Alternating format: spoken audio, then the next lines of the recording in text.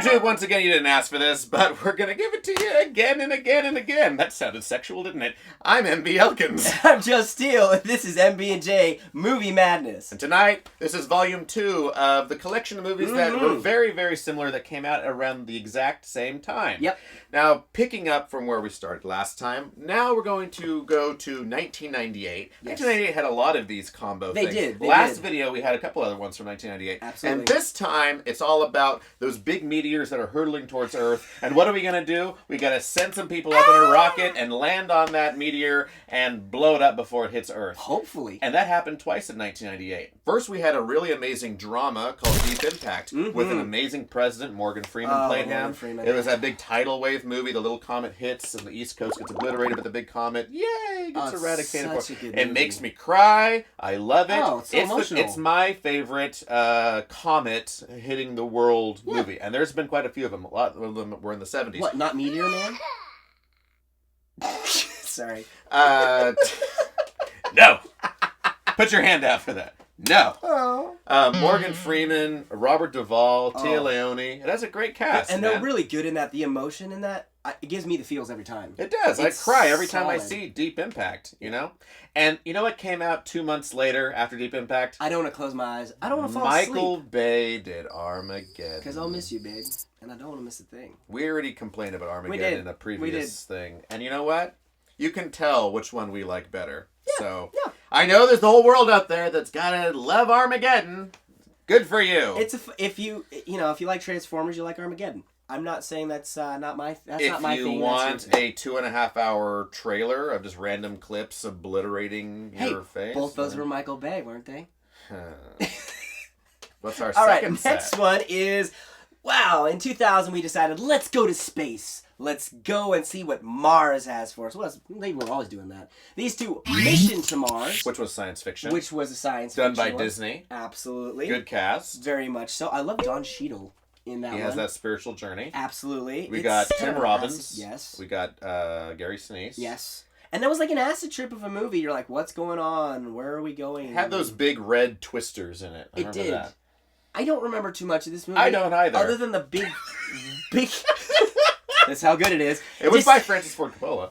It just, I remember at the end him walking to a big white room with aliens, and that was all you got. Yeah. Hey, spoilers if you haven't seen it. That's how it ends. Yeah. And then also in 2000 was... Red Planet with Val Kilmer. And Carrie-Anne Moss. Being chased down by a giant or by a killer robot. Which started out very nice. It was their helper. And then it turns into kind of a slasher movie, and it just kind of picks them off. But it wasn't... I don't know. Well, then the whole weird thing, more spoilers, by the way. If you take off your helmet and now they can breathe air, remember that? I don't remember that at all. Yeah. They were dropping algae samples and they were going to see it. Well, all of a sudden, halfway through their mask cracks, and you're like, what's going on? They take it off and they're fine. He can breathe air. I remember Tom Sizemore getting eaten by a bunch of little, amoeba crab things. That started growing from the algae. Yeah. But everyone else died by the evil little robot. Absolutely. Yeah, so they were both just kind of... They're forgettable. They're both forgettable. No. But they came out at the same time. Yep. Third set was in 2006. We have The Illusionist. Yes. And The Prestige. The Prestige is a phenomenal movie. Yes. I love Christopher Nolan's The Prestige. The mystery and the everything suspense about of that. Hugh Jackman, Christian Bale, Michael Caine. I know. God, Michael Caine. that's amazing cast. It really keeps you on the edge of your seat if you have not seen it. Well, the thing is, the twist in that movie and how they do everything was so smart. When you finish it, you're like, I want to watch it again. You have to watch it again because you see, wait, did I catch this? And there's so many little clues throughout the whole thing. And I don't want to say what it is. No. And then The Illusionist... is a love story. It's a love story. And it's not bad. It isn't bad. But, I mean, here's the thing. If The Illusionist with Edward Norton... By the way, it's just so that you know who we're talking about. And Paul Giamatti. And Paul Giamatti. Jessica Biel. I mean, if that movie were to come out a year before... It would have held itself... It would have held its own, but because everyone was on such a prestige high, like I was... I think it got forgotten. It got forgotten. Now, yeah. I own it. My wife bought I do too. But I've watched it probably once. So and then afterwards I go, I want to watch The Prestige. It's not that it's a bad movie, it just... doesn't do what Prestige does. It was a shame on its own merit. It's a good movie, but it's too bad that Prestige came right after it, and everyone's like, ooh! Yeah, it was a sad thing. What's our number 4? All right, well, number 4 is actually the first one where you're going to see this couple bicker because we don't agree with this Okay, 2012, Mirror Mirror came out, all about Snow White and those 7 dwarfs, and then Snow White and the Huntsman came out. And what did you think of Snow White and the Huntsman? I hated it. I was holding my breath, hoping that Kristen Stewart would hold her breath and not talk again. And my favorite moment in that is when Chris Hemsworth's giving this monologue about her being asleep and he doesn't know what he's going to do. And then all of a sudden she wakes up and is like, let's go kill someone! I'm like, no, just no. Everyone hates Snow White and the Huntsman. I don't see what was wrong with it. Yes, Kristen Stewart is not the best actress, but I had fun. It was... Charlize Theron was a fun, evil...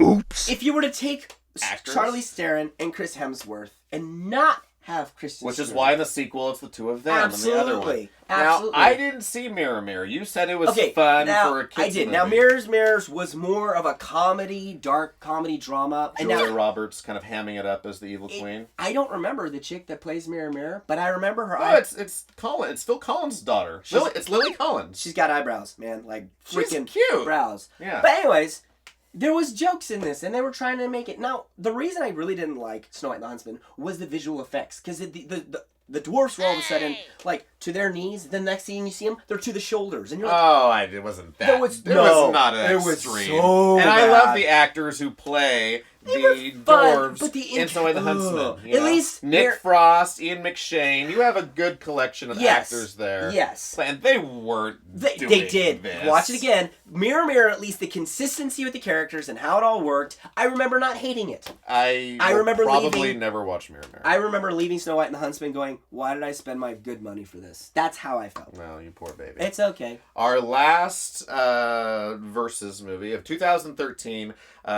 was when bad guys wanted to take over the White House. So we had Olympus Has Fallen. Yes, which was did. kind of the more Republican movie of where the North Korea comes in and they're opposing at South Korea. They come in and invade, and it's basically like Die Hard. Gerard Butler. He did a good job on that one. Is the one, the one last guy, the Secret Service trying to save Aaron Yippee Eckhart. Okaye. Trying to save Aaron Eckhart. Morgan Freeman is also in there, but he's not the president. No. He's like another senator or something. And it's all lurking around the White House, taking down bad guys. Absolutely. And then a few months later, we got White House Down, which was the very liberal side of it. Because I think the villain in that was just an angry Republican senator trying to kill the black president. Jamie Foxx. Yeah. And here's the thing, though. My complaints on that movie actually have nothing to do with the acting. Jamie Foxx was good. And Channing Tatum's fine. I really like Jamie. It's just the whole concept of like, okay, well, let's actually take a foreign terrorist group and have them invade. That's more realistic. That is, to me, it is. And then you're like, no, let's take a Republican senator who really doesn't care. And you're like, are you really just gonna swing on the liberal side just to create a movie that isn't for all audiences? Yeah, you're gonna piss off half the people. I'm not trying to like go red or blue with this. I'm just saying. No, it's just I not think realistic. the story and plot of Olympus Has Fallen is a little bit stronger. It fell through. Than the concept of White House Down. Yep. Both are silly. Now, I'm not going to stand behind that silly sequel of Olympus Has Fallen, London Has Fallen. I didn't even want to look at it. It looks terrible. So I have no idea. Maybe it's good. You guys tell us. I saw 30 minutes of it and went, we're done? Okay, well, bye. I own Olympus Has Fallen. Have I ever watched it again? No. Will I own White House Down? No, probably not. Yeah. I don't care enough. So that was our list. There's our 5. Of 10 movies that came out around the same time. This is just a hill. It is. We ran out of bread. You've been eating all of it. So that was it. If you guys like what you're hearing, thank you so much for watching. Go ahead and like and subscribe. That'd be great. And we're going to be posting a video very soon about a giveaway. Ooh. And I will give you out a little hint. Clint Eastwood's birthday is May 31st, and it might have something to do with that. Mm-hmm. So you want to stay tuned. Yeah, you do. It was wonderful. Wasn't it wonderful, Joe? I enjoyed it. Would you like some dry sandwich? You would love it. You actually handed it to me. This is the first time you've handed it to me. Because I don't even want that. We need to go shopping. That's delicious. That's nice. Isn't that nice? I'm good. Aw, he likes it. Uh-huh. Joe will eat anything. We're done. That's what she said. Oh. No, just keep going. Just keep going? I'll literally cut it and then just have it keep Just going. keep eating that sandwich. It's Joe. delicious. Oh, isn't it though? Well, I haven't Well, it's yet. because I made it myself. You know, funny thing. My sinus is being plugged. I can't taste it. Oh, I had a good. cup of coffee and I couldn't even taste the coffee. Usually I use Skippy, but this is Jif. Well, you made it in a jiff.